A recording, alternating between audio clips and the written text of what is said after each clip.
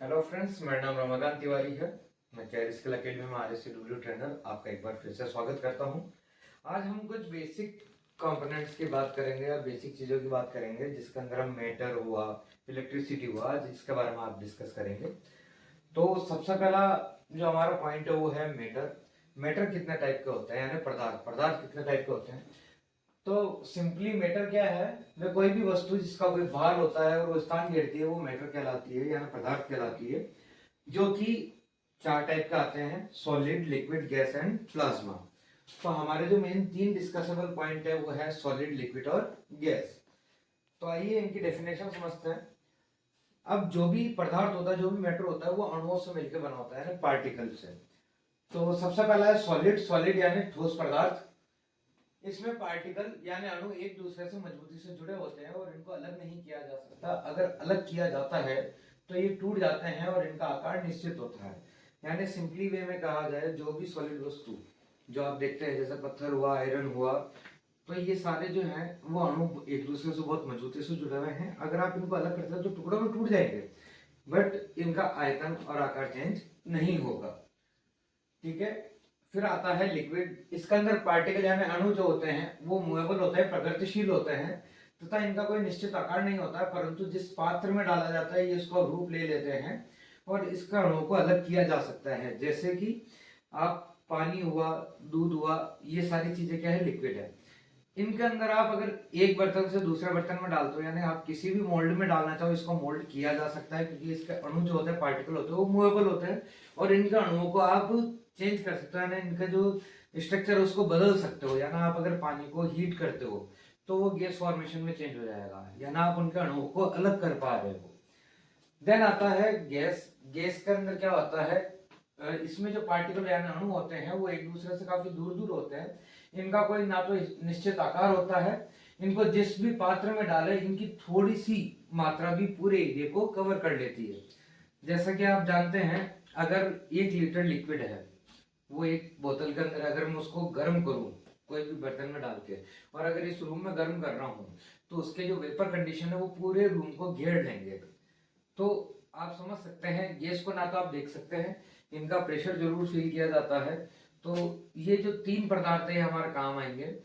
और जो हम रेफ्रिजरेशन पढ़ते हैं, जो आप एसी के टॉपिक पढ़ोगे, उसके अंदर आप लिक्विड और गैस, इन दो के बीच की कंडीशन आपको ज्यादा समझनी होगी, क्योंकि हम बार बार जो रेफ्रिजरेंट यूज करते हैं उसको हम एक बार तो लिक्विड में कन्वर्ट करते हैं और सेकेंड टाइम हम उसको गैस में कन्वर्ट करते हैं। यानी हम इनकी अवस्था को बदल के ही कूलिंग इफेक्ट प्राप्त करते हैं। देन इसके बाद में आता है इलेक्ट्रिसिटी।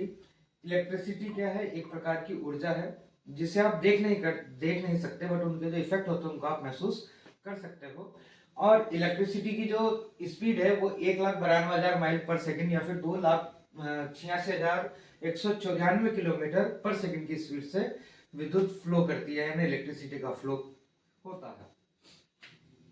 देन इसके जो इफेक्ट है वो कौन कौन से होते हैं। पहला है शारीरिक प्रभाव, यानी फिजिकल इफेक्ट, जैसे शॉक लगना। ऑब्वियसली बात है, आपको किसी भी वायर के अंदर जो करंट है उसका फ्लो होते हुए आपको महसूस नहीं होगा या आप उसको देख नहीं पाओगे। बट अगर आप उसको टच करते हो और आप अगर अर्थ से कनेक्टेड हो, यानी आप विदाउट इंसुलेशन अगर किसी वायर को अगर टच करते हो, तो आपको झटका लगता है और आपको फील होता है कि उसके अंदर इलेक्ट्रिसिटी फ्लो हो रही है।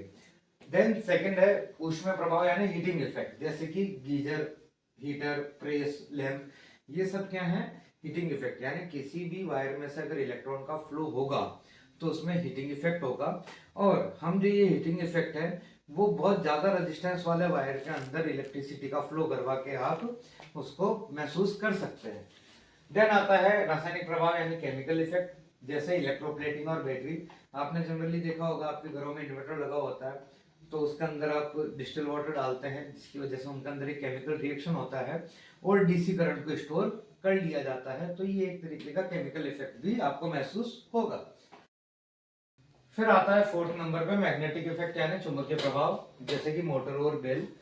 तो जब इलेक्ट्रिसिटी किसी वायर में से हम फ्लो करवाते हैं और इसके अंदर कुछ वाइंडिंग का उपयोग करते हैं, तो उसमें एक इलेक्ट्रिसिटी के फ्लो होने पे मैग्नेटिक फील्ड जनरेट होता है, जिसकी वजह से उसमें लगा हुआ मोटर या रोटर जो होती है वो घूमना चालू कर देता है।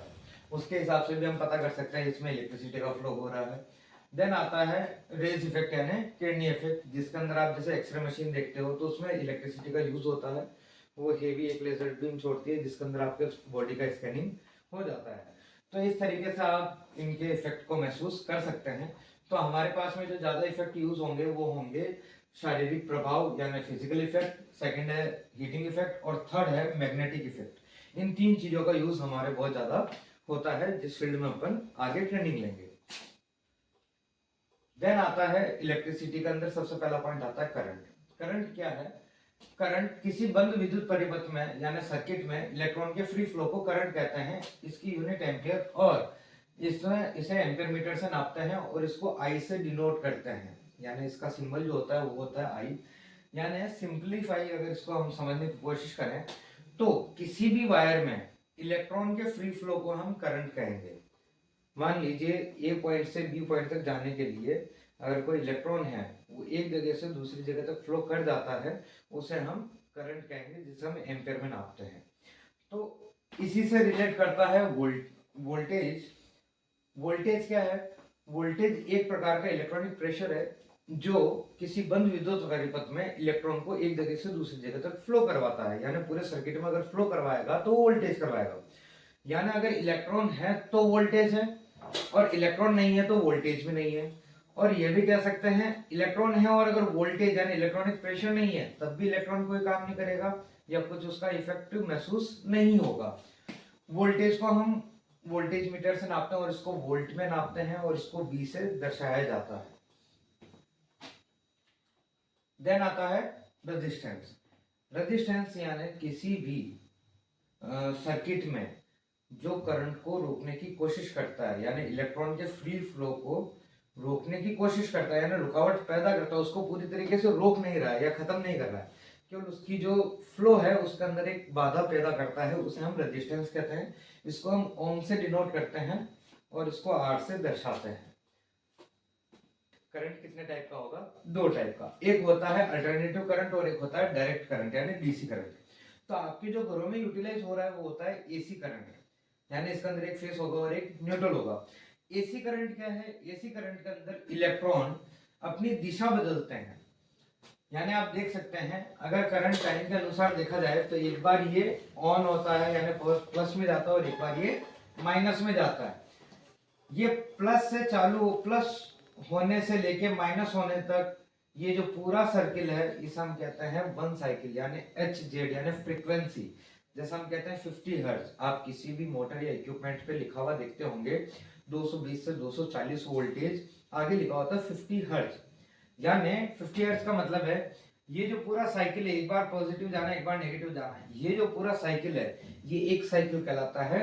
और हमारे जो 50 हर्ट्ज जो फ्रीक्वेंसी होती है वो होती है 50 साइकिल पर सेकंड। यानी वो एक सेकंड के अंदर 50 बार ऑन होगा और 50 बार ऑफ होगा। तो हम इससे पता कर सकते हैं अल्टरनेटिव करंट क्या है। कभी भी आप जब फोन में कैमरा ऑन करते हैं और अगर स्लो मोशन वीडियो बनाते हैं किसी भी लाइट का या बल्ब का, तो आप उस लाइट को देखोगे बिल्कुल फ्रिक्वेंटली वो ऑन ऑफ होती हुई दिखेगी, क्योंकि जो आपके फोन में जो स्लो मोशन बन रहा हो सकता है वो 120 फोटो पर फ्रेम लेता हो। और इसी आधार पर अगर हम कहते हैं वो एक सेकंड में 120 फोटो खींच रहा है और जो लाइट है वो एक सेकंड में 50 बार ऑफ हो रही है और 50 बार ऑन हो रही है, तो वो उस मूवमेंट को कैप्चर कर लेता है। तो डायरेक्ट करंट जो होगा उसके अंदर कभी भी फ्रीक्वेंसी नहीं होगी, यानी उसका जो फ्लो है वो सिंगल डायरेक्शन रहेगा, ये कभी भी फ्लो चेंज नहीं करेगा। अगर ये चालू हो रहा पॉजिटिव टू नेगेटिव तो वो पॉजिटिव से नेगेटिव ही जाएगा, ये अपनी कभी भी डायरेक्शन को चेंज नहीं करेगा। और ये केवल हमें बैटरी के अंदर या आपके मोबाइल फोन के अंदर जो बैटरी चार्ज कर रहे हैं ये सब किस पे है? ये डीसी पे वर्क करते हैं और जो हमारा पूरा जनरल मैकेनिज्म चल रहा है वो सब एसी पे काम करता है। अब बात आती है रेजिस्टेंस। तो रेजिस्टेंस किन किन चीजों से इफेक्ट होता है वो समझ लेते हैं। जैसे कि फैक्टर है यहाँ पे लिखा हुआ है length, cross sectional area, material और टेम्परेचर। तो सबसे पहले लेंथ अगर छोटी है किसी भी वायर की, अगर लेंथ छोटी है तो रेजिस्टेंस कम होगा और लेंथ बड़ी है तो रेजिस्टेंस भी बढ़ेगा।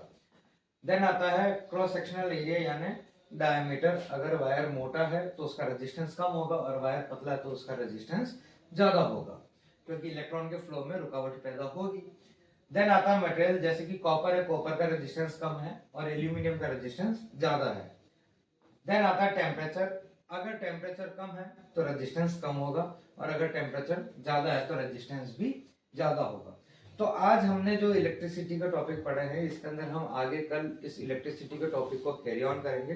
तो आप कल की वीडियो में जरूर बने रहें, और आपको किसी तरीके की कोई इंक्वायरी करनी हो तो आप जरूर कमेंट करें और हमारे दिए गए नंबर पर आप कॉल कर सकते हैं। Thank you.